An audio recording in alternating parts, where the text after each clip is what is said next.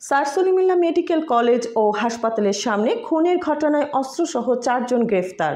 গত 9 জুলাই 2025 বুধবার বিকেল অনুমান 6 ঘটিকার সময় রাজধানীর স্যার সলিমুল্লাহ মেডিকেল কলেজ ও হাসপাতালের 3 নম্বর গেটের সামনে পাকা রাস্তার উপর একদল লোক লাল চান ওরফে সোহাগ নামে এক ব্যক্তিকে এলোপাতাড়িভাবে আঘাত করে ও কুপিয়ে নৃশংসভাবে হত্যা করে। ঘটনার সংবাদ পাওয়ার পর কোতোয়ালি থানার পুলিশ দ্রুত ঘটনাস্থলে যায় এবং পরিস্থিতি নিয়ন্ত্রণে আনে। পরবর্তীতে পুলিশ নিহতের লাশের সুরতহাল প্রতিবেদন প্রস্তুত করে এবং ময়নাতদন্তের জন্য তা হাসপাতালের মর্গে প্রেরণ করে। উক্ত ঘটনায় নিহতের বড় বোন বাদী হয়ে কোতোয়ালি থানায় একটি হত্যা মামলা দায়ের করেন।